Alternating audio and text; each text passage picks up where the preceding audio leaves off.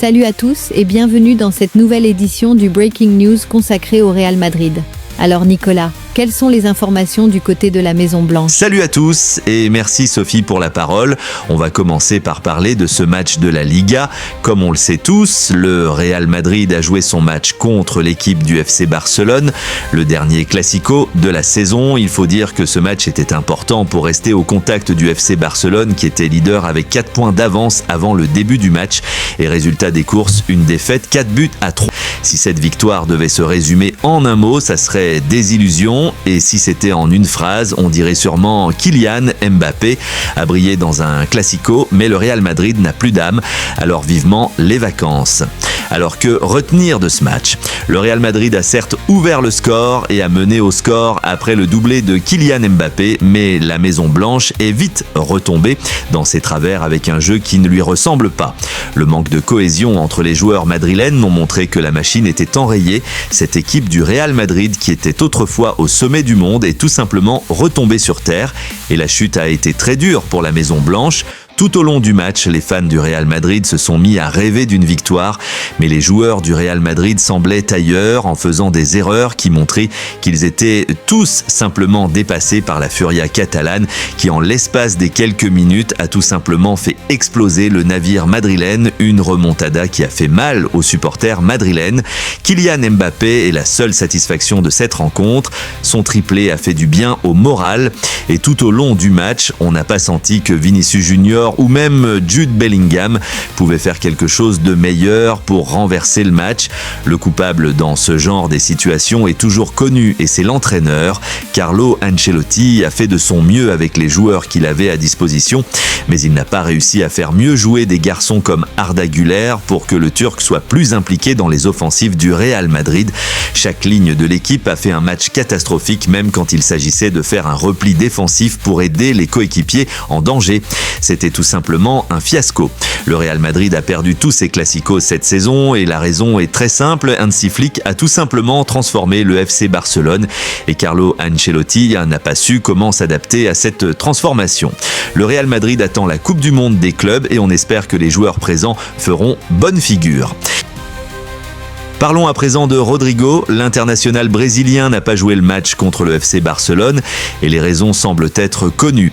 L'international brésilien a tout simplement manifesté son mécontentement envers son coach Carlo Ancelotti du fait d'avoir bénéficié d'un temps de jeu pas en sa faveur. Il s'est dit que le joueur ne veut plus jouer pour le Real Madrid parce qu'il se sent vexé d'être relégué dans l'ombre de Mbappé et Bellingham.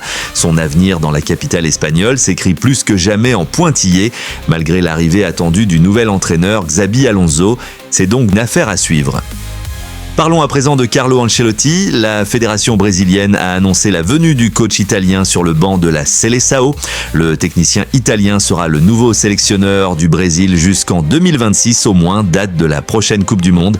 Une grande première pour Carlo qui n'a connu jusque-là que des clubs dans son immense carrière d'entraîneur. Ancelotti, 65 ans, fera ses grands débuts à son nouveau poste en juin prochain contre l'Équateur et le Paraguay lors des matchs de qualification pour la Coupe du Monde 2026.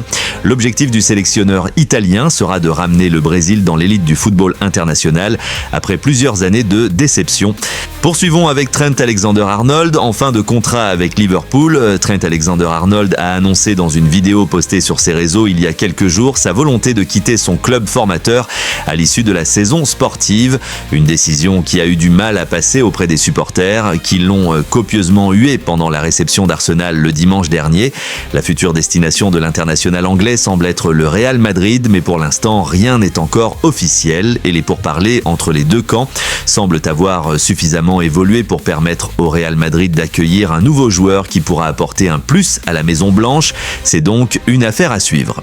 Terminons avec Xabi Alonso, longtemps courtisé par des grands clubs, aurait fait le choix de rejoindre le Real Madrid. Si rien n'est encore officiel avec des communiqués, le fait que Carlo Ancelotti commencera avec le Brésil en juin 2025 laisse présager que le technicien espagnol devrait arriver en juin 2025 lors de la Coupe du Monde des clubs ou alors plus tard.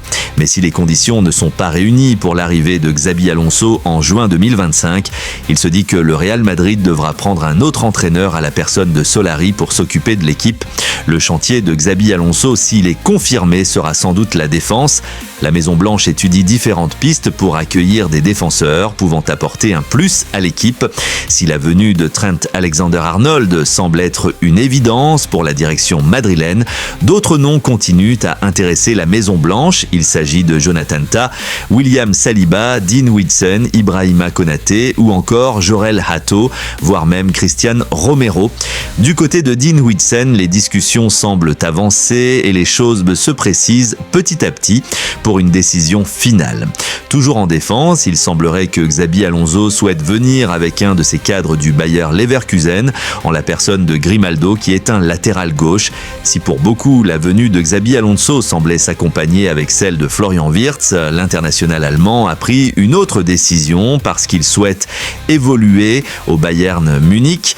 Le prochain mercato estival sera suivi de près par tous les supporters madrilènes et on espère que l'équipe sera meilleure la saison prochaine. Il semble donc que Xabi Alonso mise pour l'instant sur la défense pour créer une nouvelle dynamique dans la Maison-Blanche. C'est donc une affaire à suivre. Ce qui est sûr et certain, le Real Madrid jouera la Coupe du Monde des clubs le mois prochain et on espère que la Maison-Blanche fera bonne figure. Allez, c'est tout pour aujourd'hui. Je vous remercie de m'avoir écouté et on se retrouve une prochaine fois. Demain sera meilleur qu'aujourd'hui. Allez, ciao! Merci Nicolas pour toutes ces informations. Vous l'avez compris, le Real Madrid a connu des moments de gloire la saison précédente, mais cette saison, les choses ne se sont pas reproduites comme espéré. Quoi qu'il en soit, le Real Madrid reste toujours dans nos cœurs et on espère que les prochains matchs seront toujours exceptionnels pour les supporters afin de permettre aux stars de la Maison Blanche d'illustrer leur talent et briller comme des étoiles dans le ciel. Allez, c'est tout pour aujourd'hui. On se retrouve une autre fois. Demain est une nouvelle expérience, alors gardons toujours l'amour dans nos vies. Allez, ciao!